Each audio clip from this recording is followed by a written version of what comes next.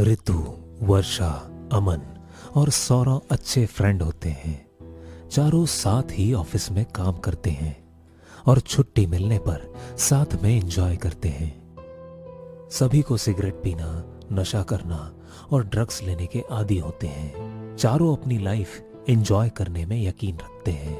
अरे यार, कुछ दिनों से वर्कलोड इतना ज्यादा बढ़ा हुआ है, मत पूछो। इस काम के चक्कर में तो हमारी आधी जिंदगी ऐसे ही गुजर जाएगी। क्यों ना इस वीकेंड हम लोग कुछ धमाल करें? हाँ चलो, पब में पार्टी करने चलते हैं। अरे नहीं यार, पब तो हम हमेशा जाते रहते हैं, इस बार कुछ हटके करते हैं। वीकेंड आ जाता है। अमन पार्टी करने के लिए सबसे ज्यादा उतावला हो रहा होता है। उसे नशा करने का बहुत शौक था और वो जब ऑफिस कामों से फ्री होता तो नशा करने लगता था। इस बार पार्टी करने के लिए मैंने पूरे कार की डिग्गी फुल करा रखी है। क्या यार अमन, तू भी ना इतनी शराब पिएगा तो क्या होगा तेरा? अरे यार, मौत से इतना क्यों डरना, जितने दिन जीना है मजे से जीना है। वीकेंड की छुट्टियों पर चारों गाड़ी से निकल पड़ते हैं। रात भर दारू पीकर तेज रफ्तार में गाड़ी चलाते हैं और लाउड म्यूजिक बजाकर डांस करते हैं। अमन नशे में चूर होकर गाड़ी चला रहा होता है। उसे कुछ सही से नजर नहीं आ रहा होता। चारों शहर से काफी दूर निकल चुके होते हैं और वो गाड़ी वो चलाते चलाते एक पेड़ को ठोक देता है। वहां पर चारों तरफ जंगल होता है। अरे यार अमन, ये क्या किया तूने? सुनसान काली रात में अब हमें मैकेनिक भी नहीं मिलेगा यार। यहाँ से जाना भी कौन चाहता है? मैं तो इन जंगलों में खो जाना चाहती हूँ। इसे तो पूरी तरह चढ़ गई है। अब इन दोनों को रोकना मुश्किल ही नहीं, नामुमकिन है। अमन और रितु जंगलों में इधर उधर घूमने लगते हैं। तभी उस जंगल के बीच एक कब्र होती है। वो कब्र देखने में बहुत पुरानी लग रही थी और उस पर उर्दू में कुछ लिखा हुआ था। कब्र पर छोटी छोटी घास उग गई थी। अरे ये क्या चीज है? ओ भाई, तू कितने सालों से अंदर पड़ा है? तुमने अपनी लाइफ एंजॉय करना मिस कर दिया। ना ना ना ना, मैं ऐसा नहीं होने दूंगा। तू मरने के बाद भी दारू पिएगा? इतना बोलकर अमन उस कब्र पर एक पूरी की पूरी दारू की बोतल गिरा देता है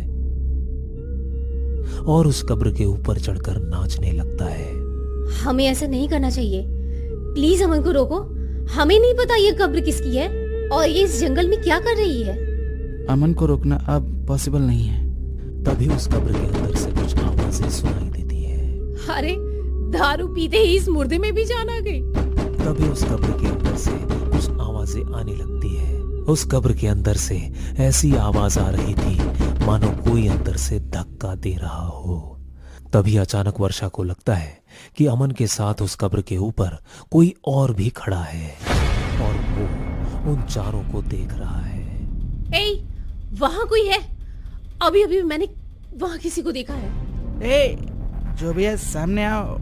हमारी वर्षा मैडम तुम्हें अपना दिल दे चुकी हैं। तभी अचानक वही पास के पीपल के पेड़ की लटें नीचे आकर अमन को खुद में लपेटते हुए ऊपर की ओर ले जाने लगती है। सभी डर जाते हैं। किसी को समझ में नहीं आ रहा है कि ये क्या हो रहा है। देखो, मैं हवा में उड़ रहा हूँ, इसलिए मैं तुम लोगों को कहता हूँ ना, दारू पिया करो। तो तुम लोग भी बिल्कुल बेकार हो। धीरे धीरे पीपल की लटें अमन को खुद में जकड़ने लगती है और उसे ऊपर ले जाकर ऊपर से नीचे छोड़ देती है। अमन उस कब्र के ऊपर गिरता है और उसके शरीर का एक एक अंग अलग हो जाता है और तुरंत ही उसकी मौत हो जाती है। ऋतु, वर्षा और सौरभ ये देखकर डर जाते हैं। अमन, क्या हो गया तुम्हें? आंखें खोलो। भागो यहाँ से। हमने यहाँ पर आकर बहुत बड़ी गलती कर दी है। हमने इस कब्र में सोई आत्मा को जगा दिया। अब ये आत्मा हमें नहीं छोड़ेगी। तीनों वहां से अपनी जान बचाकर भागने लगते हैं, लेकिन तीनों के पीछे एक सालों से कोई खतरनाक आत्मा पड़ जाती है। अचानक से वहां पर तेज हवा चलने लगती है और सारे पत्ते उड़ने लगते हैं। तीनों एक दूसरे से अलग हो जाते हैं। ऋतु नशे में भागते हुए उस कब्र के पास वापस पहुंच जाती है। अरे मैं वापस यहाँ कैसे पहुंच गई? तभी अचानक अमन के शरीर का बिखरा हुआ हिस्सा अचानक जुड़ने लगता है और वो किसी खूंखार प्राणी की तरह बन जाता है और वहां रितु के पीछे भागने लगता है। रितु वहां से अपनी जान बचाकर भागती है।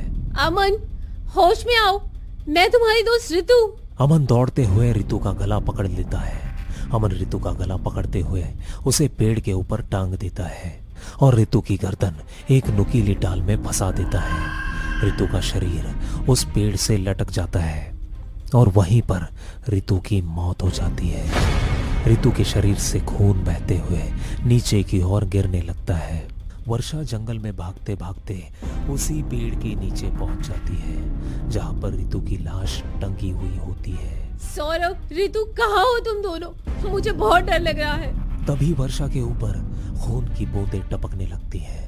वर्षा खून की बूंदें देखकर ऊपर देखती है और वो रितु की लटकती लाश देखकर घबरा जाती है और चिल्लाने लगती है।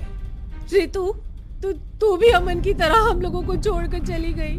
तभी अचानक रितु का पेड़ से लटका शरीर हिलने लगता है और उसकी लटकी गर्दन सीधी हो जाती है और वो अपने हाथ से पेड़ को पकड़ते हुए वहां से निकल जाती है।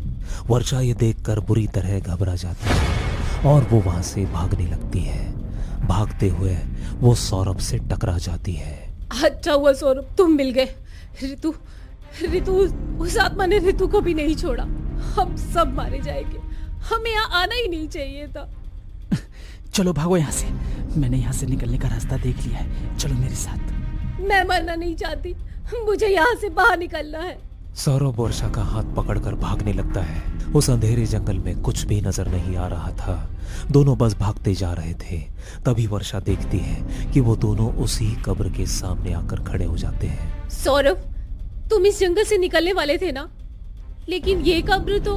तब वर्षा सौरभ की ओर देखती है। सौरभ के चेहरे पर उसकी आंखें नहीं थी। ये देखकर वर्षा पूरी तरह घबरा जाती है। तभी सामने से सौरभ और रितु आते हैं। वर्षा, तुम तो वहां पेड़ पर लटकी हुई थी ना? सौरभ, रितु मर चुकी है। मुझे पता है यह बात तुम्हें इस रितु ने बताया होगा। मुझे तो कुछ समझ में नहीं आ रहा है, सच क्या है और क्या झूठ है? तभी रितु सौरभ के गले पर हमला कर देती है और उसका खून पीने लगती है। वर्षा डर के मारे वहां से भागने लगती है, लेकिन उसके पीछे अमन भागता हुआ आ रहा था। रितु का पैर किसी चीज में उलझ जाता है और वो वहीं गिर जाती है। अमन उसका पैर पकड़कर खींचता हुआ उसे उस कब्र के पास ले जाता है। वहां पर सौरभ की आधी खाई हुई लाश पड़ी होती है। वर्षा उसे देखकर बुरी तरह डर जाती है। ये क्या कर दिया तुम दोनों ने? हम तीनों दोस्त थे ना, और आज तीनों एक दूसरे के जान के पीछे पड़े हैं। तभी सौरभ उठकर खड़ा हो जाता है और वहीं वर्षा के बाल पकड़कर उसे उस कब्र के अंदर डाल देता है। वहां पर तेज हवाएं चलने लगती हैं। खूनी रात में सारे दोस्तों की जान ले ली होती है। चारों एक गुमनाम मौत मर जाते हैं।